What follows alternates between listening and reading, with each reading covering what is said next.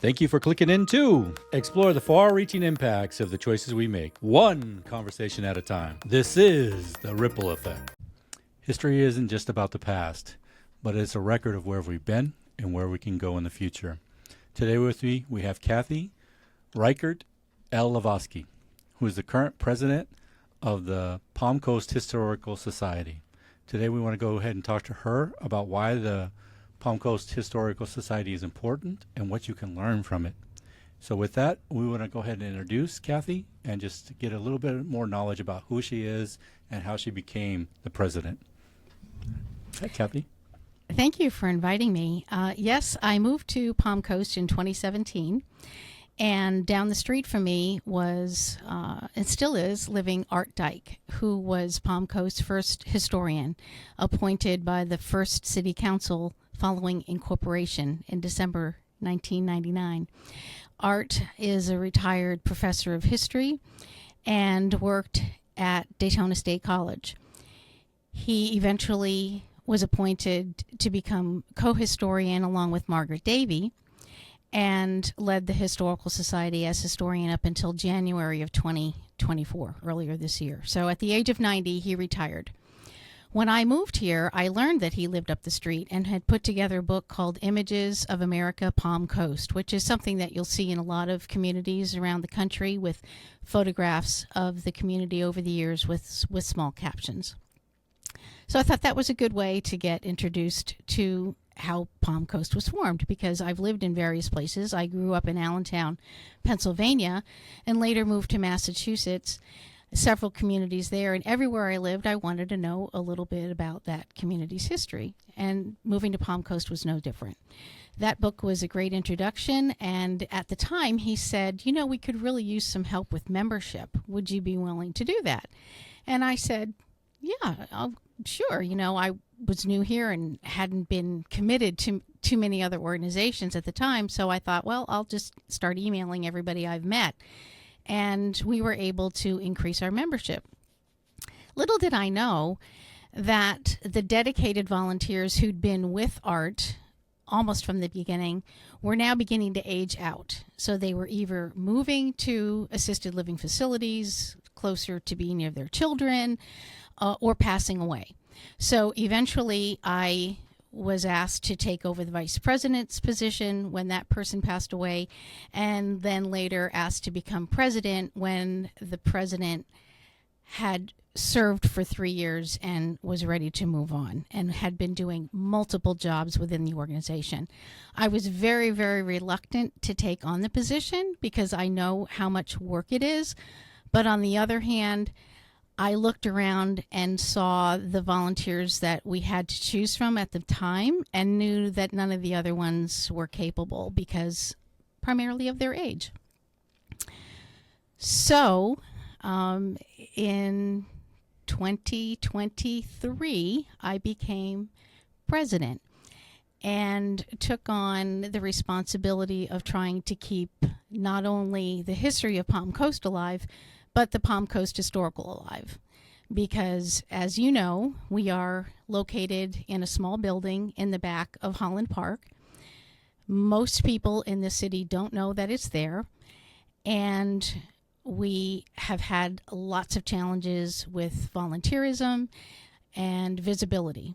And that's been something that I've been working on for the last 2 years. And you guys are one of the answers to my prayers, because I said, I think the Historical Society needs a louder megaphone, and somehow we need to get the word out to the 100,000 people that live here that there is history in Palm Coast and we do have a Historical Society and we need to pay attention to it. So thank you for inviting me here today. It's a pleasure to have you, and we hope that it does get out to people so that you get more people to come out there and visit it and see what the importance of that is. So you've been doing this for a while. You started young and then you kind of got into a more of a leadership position. Mm-hmm. What kind of rewards have you had along the way from doing this? Well, I've always found history interesting. So to me, it's a little bit like an adventure in an antique store where you just stumble upon treasures. So what I've done since I've been there to learn the history is go through the archives, old publications that ITT may have put together for marketing brochures or newsletters to prospective buyers. I've gone through tubs that we have in storage, different donations that have been made to find memorabilia. And that's been rewarding for me. I get excited every time I find a T-shirt that commemorated the opening of the Hammock Dunes Bridge in 1988. Or the best find so far was the original cartoon that was designed by Jim Davis, who's the cartoonist for Garfield, to commemorate the volunteerism of our firefighters who fought the 1985 wildfires, which destroyed 131 homes in Palm Coast. He signed it to the volunteer firefighters, and it's hanging in our museum, and it's a one of a kind. So that's exciting to me. Oh, that's cool. What kind of engagement or passion do you see that inspires people when they do get involved with this historical society? Well, I wish I could see more passion. Unfortunately, it seems as though there are a lot of people who are interested, but not to the degree that I am. And so their level of commitment is so sporadic that we don't have the continuity that we need to keep the organization functioning effectively. I mean, there is something called historical institutional memory, and we're beginning to lose that because our volunteers who have done the archiving, who've done the cataloging, who've done the research, are passing away. I know where some of it is, not nearly all of it, and I'm one of the few. And it's an exhausting task, and I'm not really sure how we're going to keep going unless we find those people, maybe like Art Dyke, who's a retired history professor, or like Patricia Eldridge, who's a retired librarian, who just innately care about these things enough to devote hours of time and not just, a few minutes here or there. That just doesn't lead to sustainability. Right, and on the topic of you having a heightened interest in most of your volunteers, you're kind of a transplant. So as a transplant, you didn't grow up here. So No.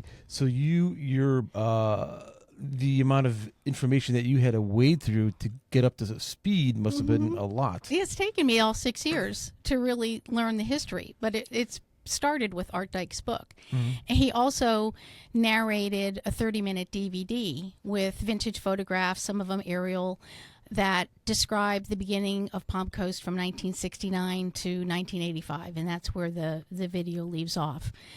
It creates a great foundation for the basis of understanding how it all began. But you're right, it takes time. It takes Not only that, it takes to have a fundamental interest in what you're doing. Yeah. Otherwise, you'd find something else to do. Exactly, and a lot of people do. Let's face it, Palm Coast was based on the idea that retirees would want to relocate here for a country club environment, which consisted of the amenities of golf, tennis, swimming, and boating.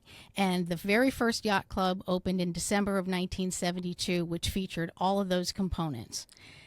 People still come here for those components, and not so much to study history, and not so much to spend their retirement years dedicating themselves to preserving it. The few people that have been doing it are very unique.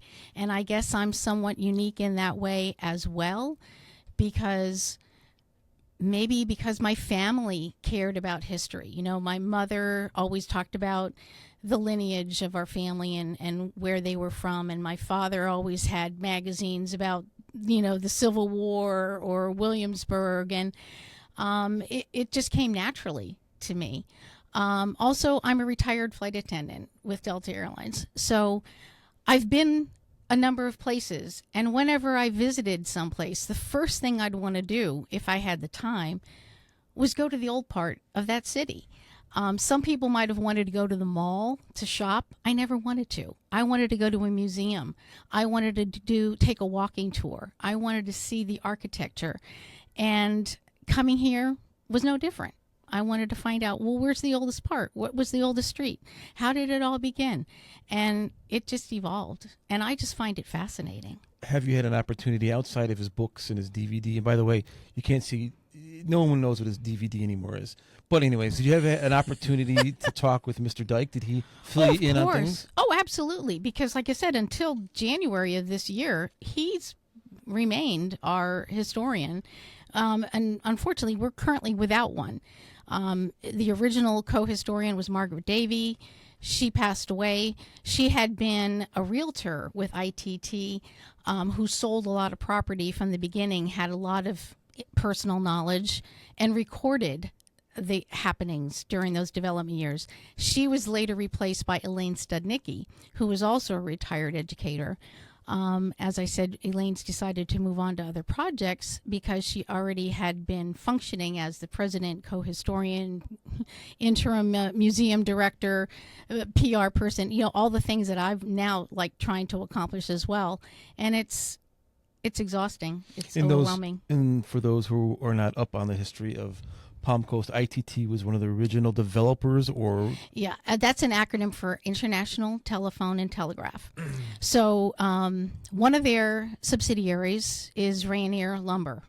Reichert Lumber still exists in this area, but they owned a lot of land, which is now Flagler County, and sold it to ITT, who became interested in land development. And other private landowners like the Lamberts and the Wadsworth sold 69,000 acres to ITT. And that announcement was made in June of 1969 out at Princess Place Preserve. And they decided to embark on Florida's largest master planned community. Unlike a lot of other developers in the 1950s and 60s who were pretty much known just as lot sales people, basically swamp peddlers, ITT was different. Yes, this was a swampland. Yes, they had to dig canals to create waterfront lots, but they also provided for the infrastructure of the community overall: water, sewer, space for a community center, parks, schools, a complete community. And that differentiates us tremendously from places on the Gulf Coast, for example, Cape Coral, Lehigh Acres, and others that I've visited and read about, which were not as well planned. You may not know the history of ITT, but why did they decide to take over such an expansive development project? I haven't quite got the answer for that. I don't know if they just decided that even though telephone poles were needed for one aspect of their corporation, they maybe didn't need as much land as what Ryanair was providing for telephone poles, and they saw another opportunity. Oh, you mean they bought the land because they were going to clear the pine trees and use them for telephone poles? Yes, that's it's my understanding. That was one of the benefits of having Ryanair as one of their subsidiaries. They provided the material for the telephone poles. And they still are in the area. Ryanair is up in St. Johns County, just over the border. And ITT bought enough land for the whole county of Flagler? Not all of it, but 69,000 acres of it. Of the 90,000 acres? How many? Right. I don't even know what the total acres is. Yeah, I think it's like 92,000 acres. So almost all of it. Right. Yeah. And then they shrank it down to be 42,000 acres of actual development. So the other acreage was set aside as undevelopable.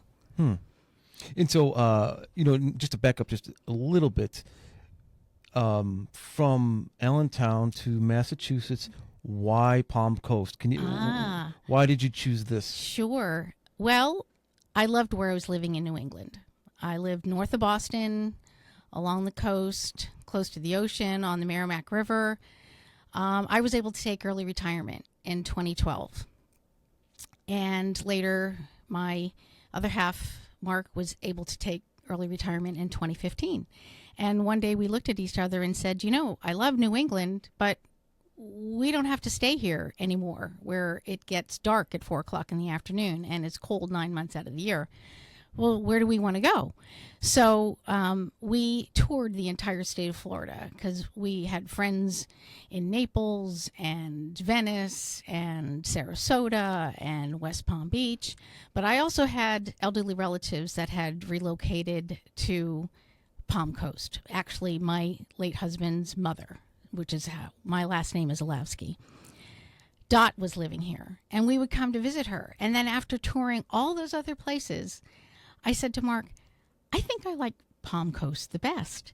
And when we drove down A1A from St. Augustine to Flagler Beach, we crossed over the Matanzas Bridge.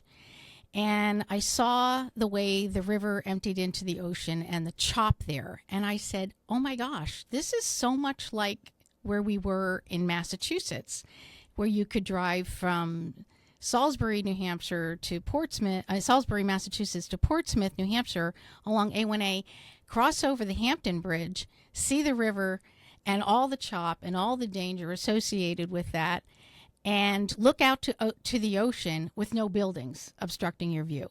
And I had that same sense here.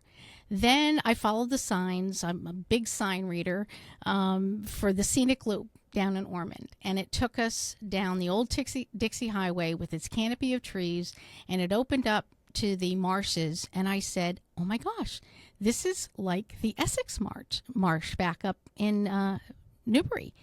And I just felt like this could be our home away from home, only 1,200 miles south, where it was a lot warmer.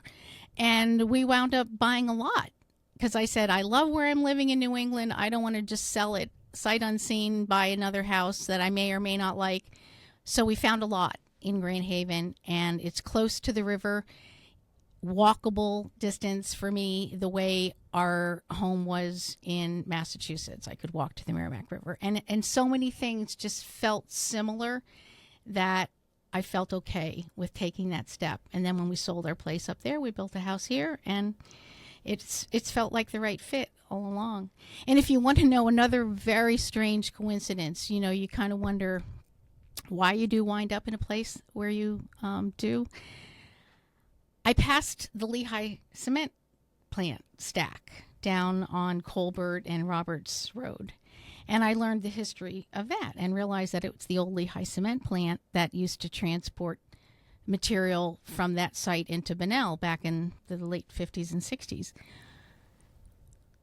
In the Lehigh Valley, near where I grew up, is the headquarters for the Lehigh cement factory. I used to drive by that on my way to Girl Scout meetings when I was a kid. So when I moved here and saw that connection to the Lehigh Portland Cement Company, I was like, why am I here? It just felt like I knew through these little examples that I was in the right place. And maybe that's what encouraged me to dig deeper and put down some roots, even though, as you say, I'm a transplant along with mostly 100,000 other people. Why not? I can understand why Palm Coast, but if you wanted to get to a warmer climate, had you looked at other states like Atlanta? Oh yeah, too Georgia? far from the ocean.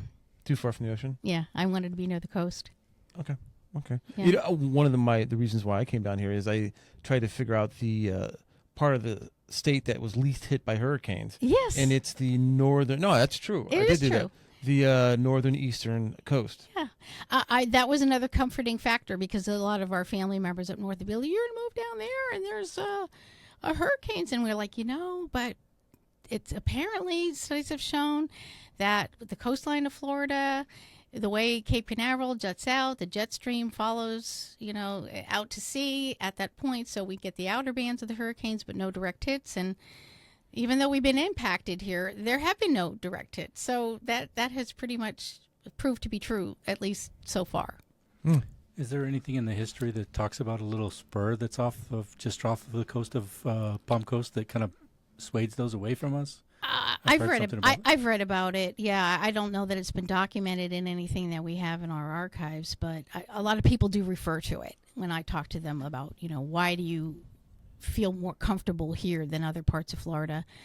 And another reason was that where we lived in Massachusetts, was close to the New Hampshire border. It was a little bit of a quiet corner of the state.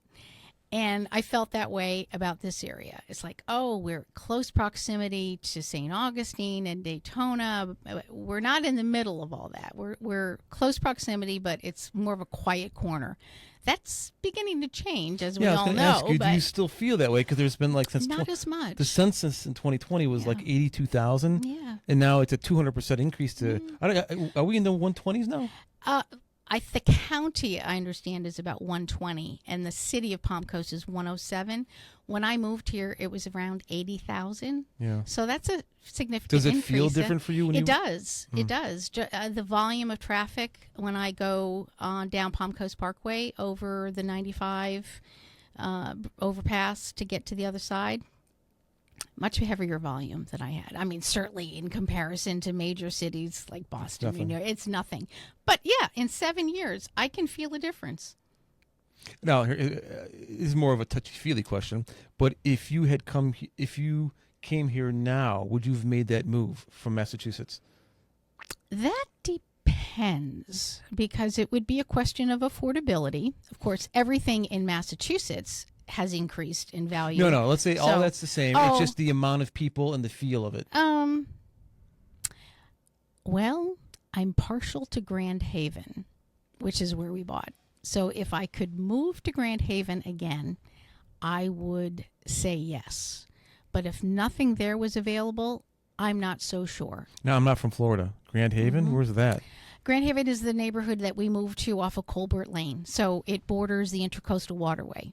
Okay. So we can hear the waves and sometimes smell the ocean because it's only a quarter of a mile as the crow flies.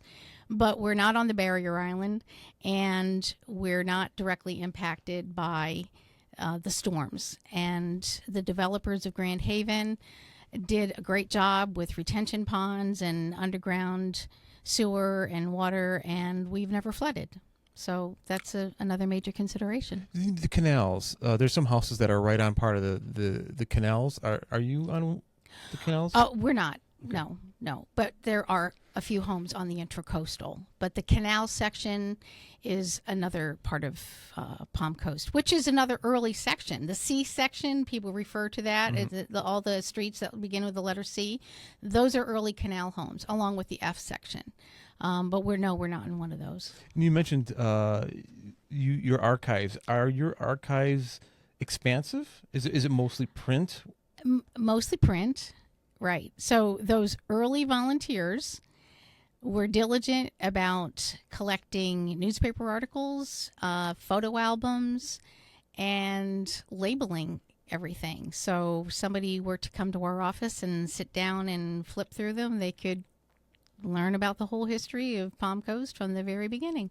When you came into it, and I think you said 2017, were you playing catch up, meaning that nobody had collected all this stuff, you had to go out after that, or was all like in a big stack somewhere? Oh, it's there. I'll show you.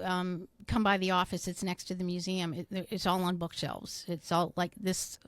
Patricia Eldridge, who I've mentioned, who's the retired librarian, she and her volunteers have been diligent about computerizing everything and labeling it. And I give those folks a lot of credit for taking the time to do that. Was there a solid collection of photography?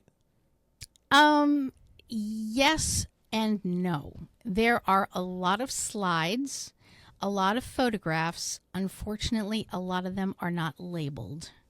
So those of us who've come later don't know what we're looking at. So it's been a little bit challenging to try to find people who still are around who might know what we're looking at and decide, should this be digitized or shouldn't it? I mean, fortunately, in Art's DVD, which, I suppose... What's that? We still have a disc that we could put into the machine, show it on the TV. And it's actually used for the Citizens Academy that the city of Palm Coast uses. We encourage them to implement it so they have it digitized and can share it. So there's some great photographs there, but that is a very weak area, is the identification of so many of these slides and photographs. And the society moves forward, are they taking links to be better at documenting the growth of Palm Coast through either photography, video, or is this due to funding or just resources, you can't keep up with as much as you'd like? I'd say we can't keep up with it. The folks that have been dedicating themselves to the society so far have been documenting those early years from 1970 to 2000 when we incorporated. That's when they moved here. That's when they joined the golf clubs and the tennis clubs and the yacht clubs and wanted that part of our history preserved. The newer generation that's maybe made history or participated in it in a more active way since 2000, I don't know of anybody who's been actively collecting that. Maybe the city, but we just don't have those volunteers, no. So you're saying the last 20 years, no one's really collecting any data? Some, but not to the degree, because we were left a lot of files by ITT when they left. So our volunteers have been documenting, cataloging that material. We would now have to have people dedicated to collecting new material because ITT had an entire department dedicated to marketing and sales and design. We have a lot of those documents. But doesn't the city have some kind of marketing? They do. I would have to talk with them to see what programs do they have in place to continue documenting the current history, today's history. Are you funded at all by the city or the state? So in 2000, when we were formed, the society requested grant money from the city. And in 2002, they were awarded $3,000 for an annual budget. And we continue to receive $3,000 for the next 22 years. Annually. However, in 2013, after 13 years of looking for a permanent home, if you will, the city provided space in Holland Park, where we currently are, to store the files on one side and put some of the exhibitive memorabilia on the other side. So we've been there for a little bit over 10 years, and the city pays for that. We pay no rent. They pay the light, the air conditioning and all that. We pay for the contents, the computers, the printers, the insurance to cover the memorabilia and all those operating costs. So when I became president, I realized that there's a significant shortfall between what we need and what we're getting, because the county, also the Tourist Development Council, also gives us $5,000, but our budget is $20,000. And I said, wait a minute, we've only been getting $3,000 for the last 22 years? That needs to change. So I did propose a change to the city council and the city manager, and we're funded under Parks and Rec, and so they provided now $10,000 to the city historical society as of October 1st of this year, and that will be shared with us quarterly. So that will help us not have to have additional fundraisers to raise the money to do the work that we're volunteering to do for free, so that will be helpful. And at the same time, we're campaigning for a new space, because even though we're grateful to have a home, it's not an ideal location. In the back of Holland Park, people come there for other reasons. The splash pad, the playground, the dog park, the bocce court. Hardly anyone comes there to view the museum because, number one, they don't know it's there. The signage is inadequate. The location is insufficient. We would like to move to Fire Station 22 once it's vacated by the current department and the new station is built at the end of next year. It's across from the community center where we often have a lot of our speaker events.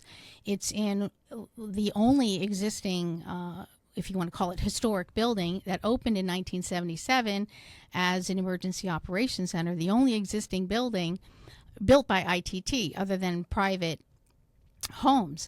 The original yacht club, the original golf clubhouse, the original headquarters, they've all been torn down. because they were owned by ITT as marketing devices. When they were no longer needed, they were converted to something else. And that's right on Belterre and Royal Palms, right? No, that's another fire station. The original one that I'm talking about is on the corner of Palm Coast Parkway and Clubhouse Drive. Okay. That's the original.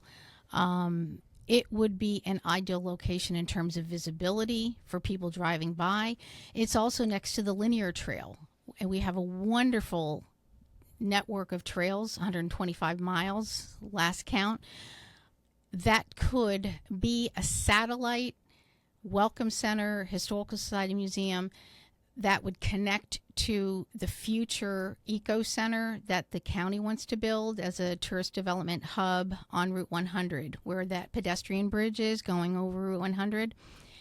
Anybody who comes here for, passive or light recreation like biking and walking can use those trails, and we'd like to have historical markers along those trails to help tell the history of Palm Coast. There's a few already in existence. But And because it's part of the history, you wouldn't have to change the facade too much because that's a whole part of the... Yeah, it's a 1970s stucco structure. Yeah. Yeah. That would fit. Yeah. I mean, people have the misconception, I think, that in order for something to be preserved, it has to be magnificent. It's not, and it doesn't need to be. It's our story. We are post-mid-century modern community, and this is the style that was prevalent at that time. So let's preserve an example of it and make it useful, because it actually is the place where our volunteer firefighters started serving the community. It was a sheriff's operations center. The VFW met there before the VFW was built. It was another part that was the heart and soul of the community in its day, and it should stay where it is. Now, if you had more funding, would you be open more than twice a week for 2 hours? Absolutely. We would be open 7 days a week. No, but these are volunteers, so they're not... Well, for example, Flagler Beach Museum is open 7 days a week. They do get additional funding. funding. They're on a beach. Exactly. With surfers. So we'll never be on a beach, but we would be on a main thoroughfare, a main corridor that could get attention. And if we are a combination welcome center, as they are, the Tourist Development Council could help direct people there if they You want. also need a couple ice cream shops because they're right down the street from them. They flag it. Yeah, I think we could direct people to all the shops and restaurants as part of the initiative there. And let me be clear, it would need professional direction, not 100% volunteer staff. That is not sustainable. We would need a professional museum director. Volunteers could help assist in those endeavors, but somebody who's been trained and educated and would advocate in the community for the things that would be needed. Right, and if I had 2 scoops of Rocky Road, I definitely would stop by the Historical Society. Well, wouldn't you maybe stop in there for In a a sugar firehouse sub? Maybe we could, there could be like a firehouse sub food truck there occasionally or something, Maybe a vintage fire truck come, the kids would be interested in climbing on it, and then they'd stop in and learn a bit about the history, maybe grab a snack. I don't know. There's all kinds of options. Now, outside of funding, are your hours so short because you don't get a whole lot of foot traffic? The hours are so short because we don't have enough volunteers to be open more than that. And even when we are open, the foot traffic is limited because people are not coming to Holland Park for that purpose. They sometimes come in off of Florida Park Drive, turn to the right, go to the playground, go to the splash pad, turn around, and go out the same way they came in. Now, if they were going to go around the loop from the direction of the playground, they would see the mural that we had commissioned in 2022 that hangs on the front of our building. They would see Garfield number 7, which I sponsored as part of the Palm Coast Arts Foundation Turtle Trail, to get people to find us because they'd be following the Turtle Trail map. They'd see the landscape garden that was designed and implemented by Philip Cangialosi, who was an Eagle applicant looking for his badge, who designed the landscape there. It looks more like a museum from that direction. If you're coming from the opposite side, you see our air conditioning units, you see 2 doors that have no signage on them, and you see a driveway leading to the maintenance facility. So you think, oh, that must be the office that works in association with the maintenance facility, because sometimes there's like a pile of mulch that you can see spilling out into the driveway. It doesn't create the impression that this is a museum. And so Didn't the city, I know the city has like signage ability. They make their own signs and stuff for everywhere in the city. Yes. Don't they make signs for you as well? We have, we do have some small signs. When you come in Holland Park, they're about the size of a speed limit sign, and it says Palm Coast that's really Historical small. Society. Yeah, and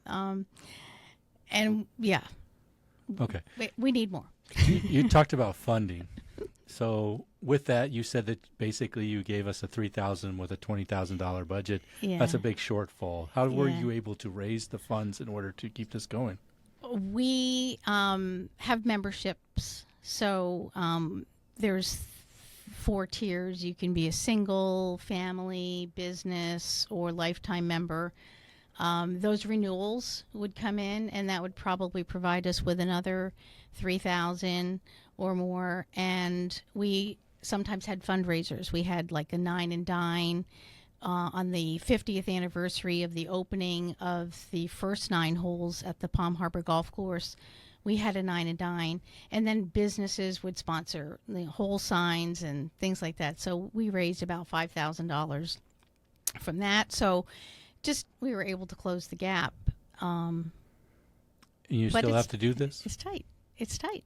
Yeah. Well, so this year, because I'm not computer savvy, I said, if I'm going to continue as president for another term, and by the way, our bylaws only state the president needs to serve for 1 year. So I'd already done 1 year, and nobody else was in line behind me to take over. I said, okay, I'm going to need some help. So we have money in our savings account that has accrued over the last 20 years from prior volunteers who left money in their estates. And a primary donor was Connie Horvath. She left $20,000 to the society in 2015, and it was never spent. So we have since tapped into that to hire a part-time admin to help with the computer website updating, constant contact, e-blast, things like that I'm not able to do. We have to find a way to replace that money if we're going to continue to hire someone to help, and that's the only way I see going forward. So you say you've hired somebody to basically do a website and so forth. You also talked about digitalizing a lot of this content. Are you making a website to Right. put all this information up? well, we do have a website now, and our admin now just updates it. So if you go on palmcoasthistory.org, you can find links to a lot of the quarterly newsletters that Art Dyke had done over the years. They're called the Palm Coast Historian. You can also find links to articles that I wrote called from Sun and Surf magazine. And we have an events page and some photographs. So it's the basic information that you can get about the early days of Palm Coast. Could it be expanded? Absolutely. Could more of the material in the office be digitized? Absolutely. But somebody has to view the content to see what's worth paying the money to have it digitized. And we do have some VHS tapes and a VHS player, but we don't have a Betamax. And a lot of those early videos that I think were marketing tools, we don't even have the equipment to play it on to see what is it. It's probably like a little gem, but we don't know. And whoever was watching it would need to be able to identify it, as you were talking about. Right. Well, some of it might be self-explanatory, Is there, I was just thinking about this. Is there any either article, artifact, picture? Is there anything there that's your favorite? Well, I mentioned the Garfield cartoon of honoring the volunteer firefighters in 1985. I think that's probably my favorite.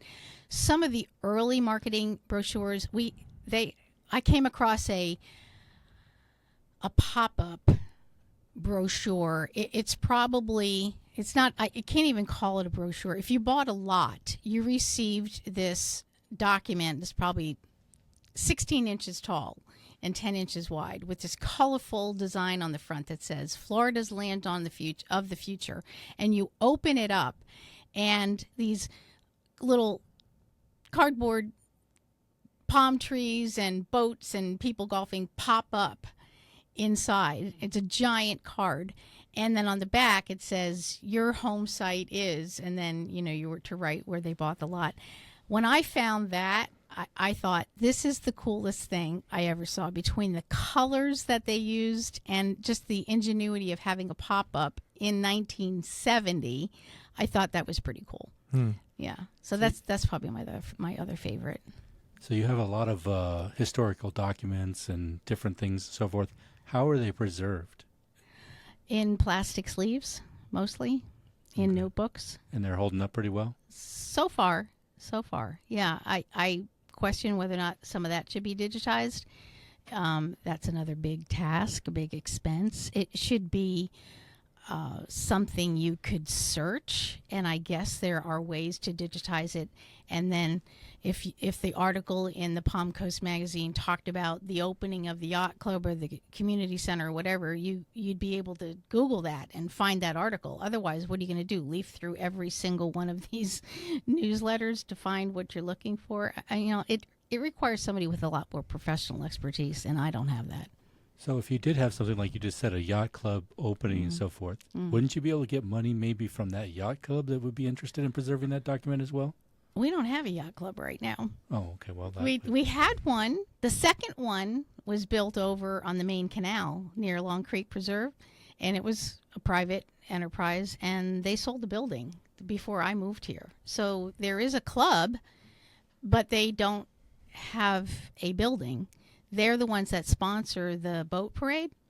But yeah, there is no yacht club facility. We have a marina, but we don't have a yacht club. But yeah, one thing, there's a lot of, if we took the time and had an army of volunteers, I'm sure there's a lot of different ways we could think of, raising money. But people would have to be willing to step up. And there just seem to be competing interests. There's so many clubs and organizations who already do great work in the community. This one's just been overlooked, I think.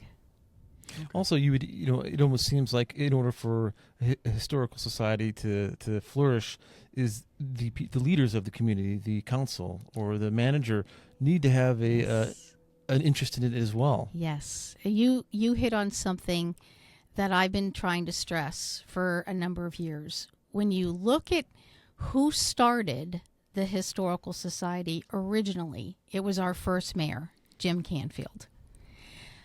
The first city council members, many of them, served until they were in their 80s. The second mayor, John Netz, later became a president. He served on our board. Bill Venny from the first city council. Then Bob Cuff, who was on the city council and was the legal counsel for ITT and had personal history. He served on our board. That thread somehow got lost. And our recent mayors and city council members have not taken up this cause. And I'm hoping to change that.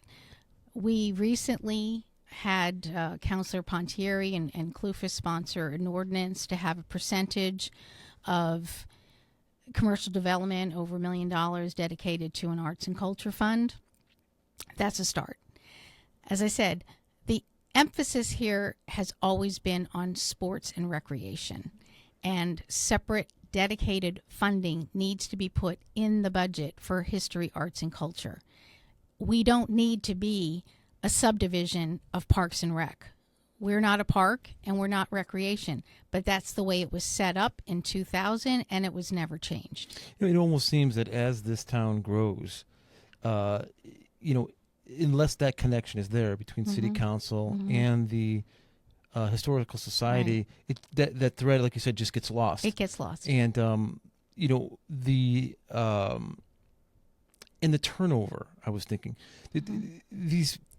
the council members and the mayors, it seems that these spots are turning over every 2 years, Really 1 year. And how is it possible for somebody that's in that position?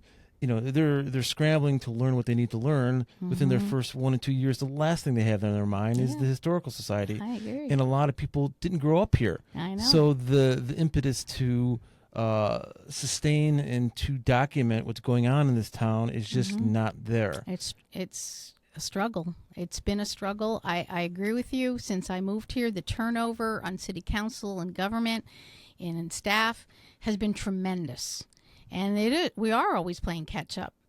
And I know there are other priorities, and we have not been at the top of the list. But I keep referring back to that first mayor, and we just had this 25th anniversary of incorporation, and I look at the precedent that he set, and that first city manager, Dick Kelton, who was involved in the writing of the feasibility study to determine whether or not the Flagler County government should even propose a charter for a referendum vote. It was done by those early leaders.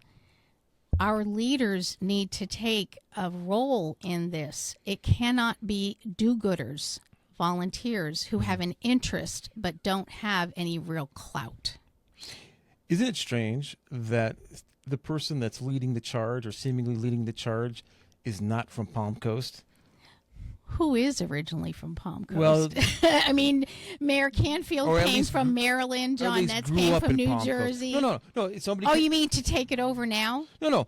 Somebody was born in 1980, 81. Yeah. They'd be 40-something. Yeah. Or let's say somebody born in the 90s. Palm Coast, it was incorporated, Right. what, 2000? 2000. Okay. December 31st, 1999. So, yeah, the Millennium City, 2000. But it takes an outsider from Allentown, Massachusetts, Allentown, PA.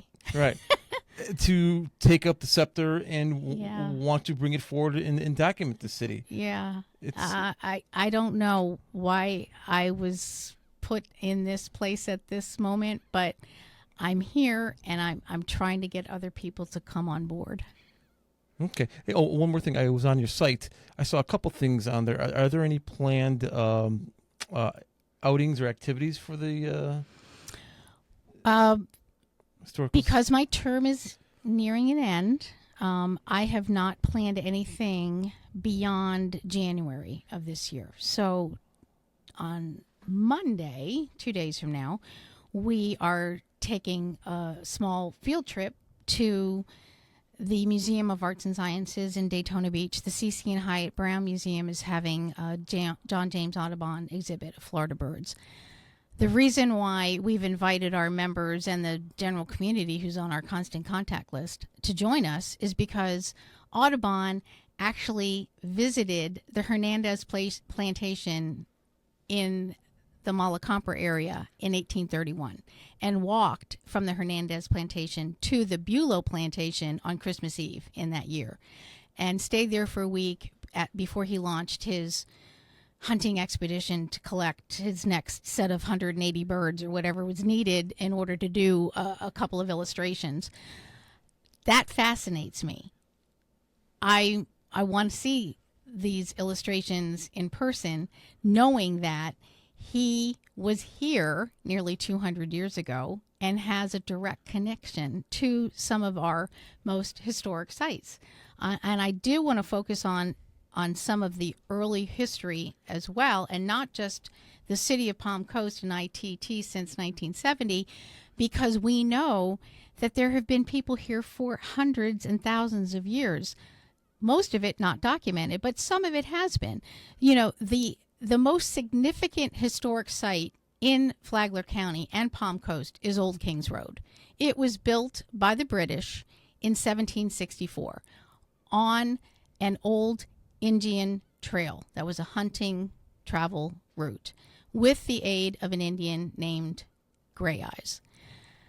That road has seen refugees from the Turnbull colony in New Smyrna Beach escape to St. Augustine because of the brutal conditions that they were forced to live under. That happened in the late 1700s, right where we drive, right at the intersection of ABC Liquor and Kentucky Fried Chicken. People walked to their freedom in St. Augustine. Who knows that? We know there's a street named, or road called Old Kings Road. I've noticed that there's signage that says Scenic Byway. Well, why? If you go on our website, I did do 2 articles for a Sun and Surf magazine that at least highlight some of the stops that you can make as a recreational tourist, beginning at the intersection of Route 1 and Old Kings Road by the Florida Agriculture Museum. Travel all the way down to the Volusia County line, all the different things that are significant along that route. We are rich in history. Unfortunately, most of it is invisible. Holland Park, where we have our museum, was once part of St. Joseph's plantation, which had a massive sugar mill similar in size to the Bulow plantation, which you can still see on the southern end of Flagler County. Unfortunately, and for reasons that are quite understandable, during the Second Seminole War, when Andrew Jackson implemented the Indian Removal Act, they rebelled and didn't want to leave to go to Oklahoma. They started burning all the plantations up and down Old Kings Road and said, we're not going, and we are fighting back. Hernandez was part of the U.S. militia. So if they were going to burn anybody's property, it was going to be Hernandez, which is why Bulow, I think, still survives to a certain degree, even though it was destroyed. It wasn't burned to the ground. It also became Camp Brisbane during that conflict. Even remnants of it were visible in the 1960s when ITT came here to start creating canal lots and roads. And we have pictures that were shared by Robbie Creel of the Flagler Beach Museum, because he did grow up here, and he was a Boy Scout who participated in one of the amateur expeditions that they did there, measuring the depth of the canals and the width of the canals and the vats that they did for boiling the sugar cane. Those were still here in the 1960s. They are now buried underground, and there are houses there. But we know it existed because of the documentation, the maps. Just a few weeks ago, our past historian, Elaine Studnicki, met with the city at Long Creek Preserve to unveil the Hernandez Landing marker. The plantation that was St. Joseph's extended all the way over to what is now Palm Harbor Parkway and Long Creek Preserve. That was his dock, which is where they loaded all the sugar cane and the cotton and the indigo that they grew here onto flat bottom boats, punted, I guess would be the word, because it's shallow. It's like 3 to 6 feet on flat bottom barges out to the Matanzas River, loaded it onto larger ships, and then shipped the goods out to Savannah and Charleston and other locations. In 2008, they did an archaeological study and discovered the bulkhead of this dock. So we know there are remnants of 200-year-old pieces of history. But again, they're invisible. They're underwater, but they were there. So now this historical marker at least lets people know that there was someone here before ITT. They all left after the Second Seminole War, and the few that remained maybe were dedicated to hunting and turpentine production and things like that. But the population really was minimal for the next 150 years. That's interesting. with respect to time, I wanted to jump into a new segment that we were kind of Okay. doing, Yeah. and it's a rapid fire type thing. Okay. So one answer, short answer, whatever you find you can do. Okay.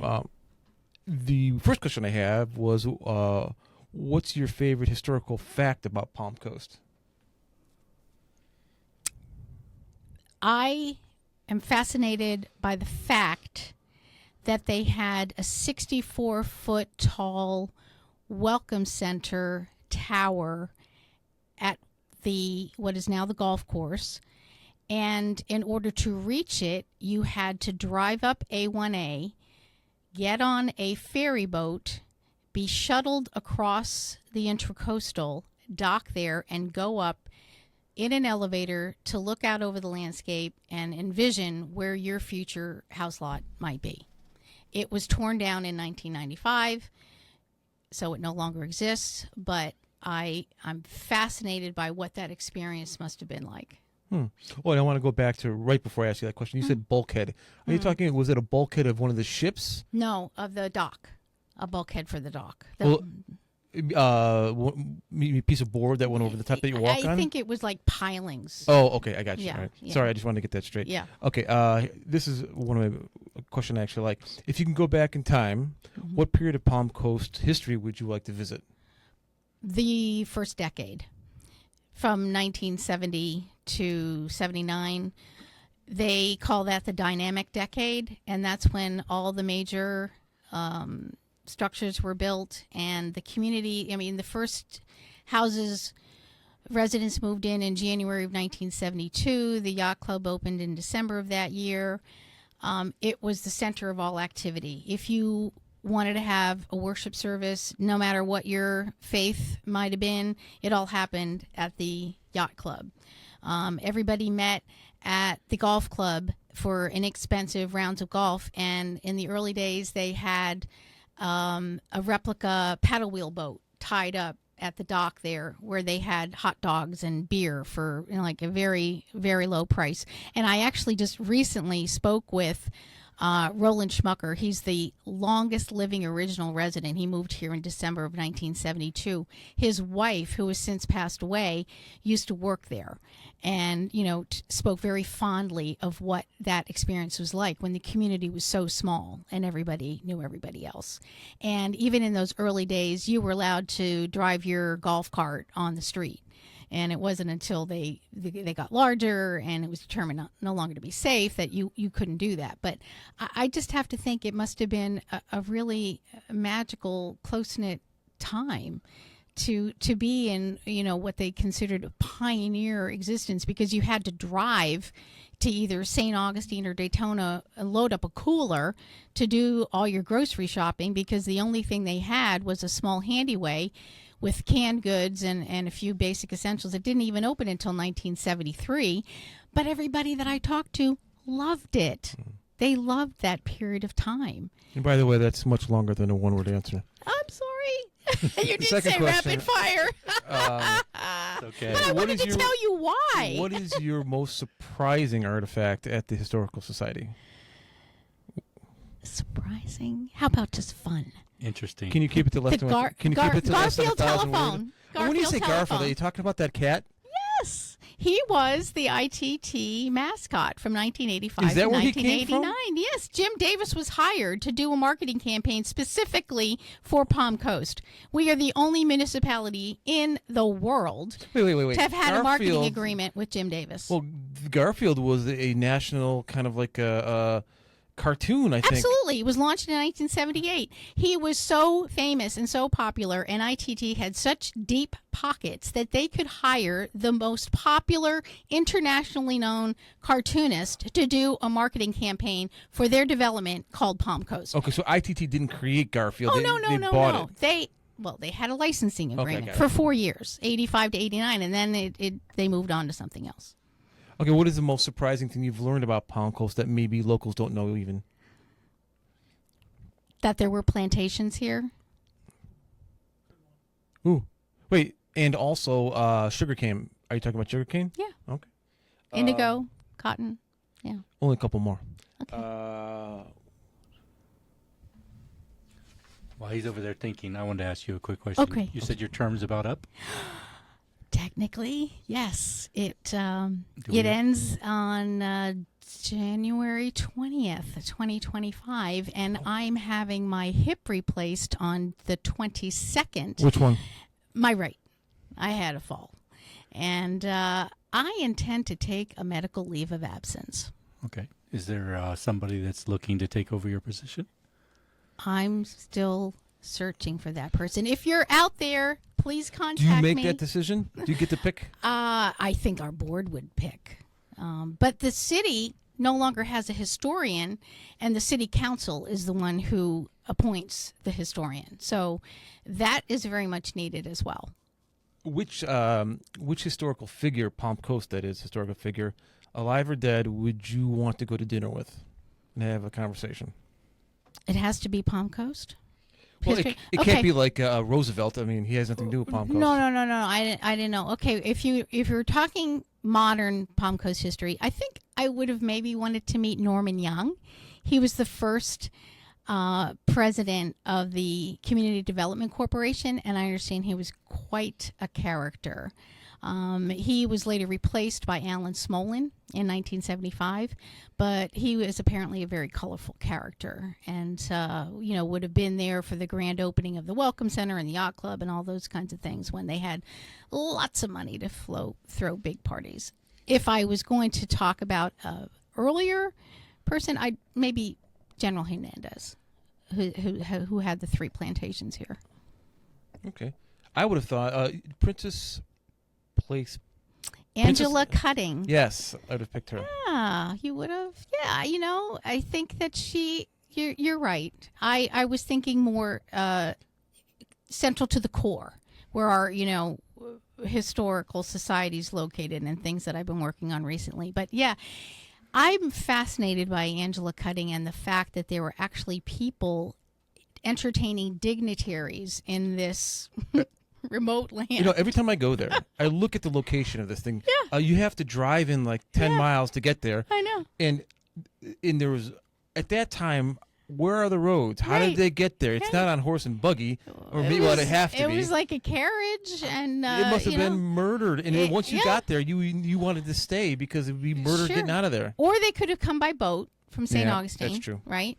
But, it's amazing to think of what tourists did, adventure seekers did back then. Think about the old brick road. We haven't even talked about that because most of it is in Espanola, the visible parts of it. But there is a small section of it that's still visible off of Old Kings Road behind the Old Kings Elementary School. That opened in 1916.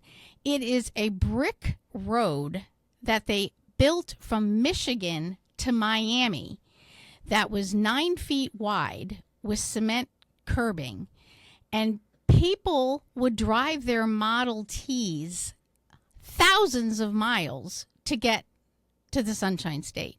It was only in use for about a decade, and then in 1926, US 1 opened. So it fell out of fashion, and a lot of it got paved over or pulled up. But we have a section of it here in Espanola, Flagler County, and right below Old Kings Elementary.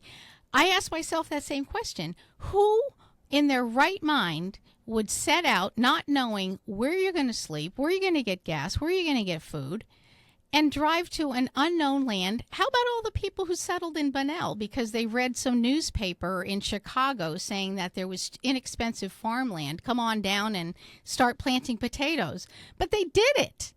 It's amazing. Well, they probably didn't come in here in July, August, September.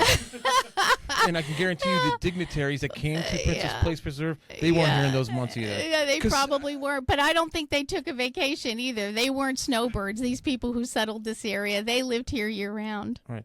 Oh, here's a good one. I think I know your answer. Before you give it, I'm going to ask a question. You think of it when you get it. I'm going to give you your answer. Okay. And you tell me if I'm right. Okay. If you could acquire any artifact from Palm Coast, price is no object, and it could be from a pencil to anything, a car, whatever it may be. What would it be? Now, don't say it. I know what it's going to be. I don't even know what it's going to be. Oh, I know you know. I'm giving it to you right now. Of course, we both know what it is. You said it. I mean, I wouldn't call it an artifact, but I would say the Fire Station That's 22 what I was to be. gonna say. Yeah, it's going to be the historical cultural hub for Palm Coast. Town center is great. There's a lot of festivities that go on there. That is not where Palm Coast began. It's over here. Casper Drive, the very first road, named for Billy Casper, PGA golf champion. If you want to attract golfers from the Northeast or anywhere to come to your new community, you want them to mentally associate with a winner. Billy Casper never lived here, but they named the first street after him. All the other streets in that section are named after supervisors who worked on the development of Palm Coast, like Dan Cooper and somebody named Clark and names like that.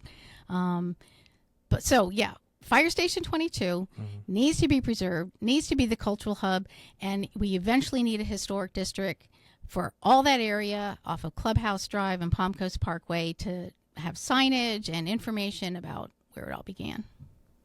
Yeah. Okay. And I got one more. If you're, huh? Mike. Oh, I'm sorry. Even I got away from my mic. I kind of know what I'm doing. What's your favorite Palm Coast event or festival that celebrates the heritage? We sponsor Founders Day, the last Saturday in October, because the original Welcome Center opened the last Saturday in October. It's not the biggest event, but it's one of the most important events because we try to keep the story of Palm Coast history alive. Okay. Kathy, if people have watched this content and have liked it, want to get more information, how would they reach out to you to get that? Well, we have an email, palmcoasthistorical@gmail.com. They can go on our website and sign up to get newsletters. And we have an office phone. They can call and say they'd like to meet with us or take a tour because they can't come by Wednesday or Saturday from 1 to 3. So let us know when you're available. We'd be happy to meet you. Or by appointment? Or by appointment. And what would that number be? On our website, palmcoasthistory.org. All right. Sounds good. And the actual location? It's off of Florida Park Drive in the back of Holland Park, across from the dog park. Do you want to give out your personal phone number so people can get a hold of you? No. Okay. Yeah, Jake's always being I'm taking a medical leave of absence, remember? No problem. Well, thank you for coming on. We appreciate it. Thank you so much for having me. This has been fun. No problem. We loved it. We actually enjoyed the information that you gave. You gave a lot of good information. Thanks. We hope that people that have watched it and so forth also liked it. And if you do, make sure you reach out to Kathy or to the Historical Society and get more information. Get that tour. Get to see what it's about. Hopefully we can find youth that are interested in this kind of thing so that it continues to go, and maybe even document what's going on now so that people in the future can also see how things changed over time, what did well, what didn't do well. You know, like I would say some of the key things would be to document some of the things that are going on with the water plant at the time and what happened along with that, so that, you know, as you live here and your kids live here, they understand that these certain things are important and how they affect you in the future as well. Absolutely. We appreciate you for watching. We hope that you like and subscribe and that you give a comments based on what you like and what you don't like so that we can, you know, follow up on that feedback. With that, thank you again, Kathy. I hope you have a great day. Thank you. You too. Appreciate it. Thank you for coming. Bye-bye.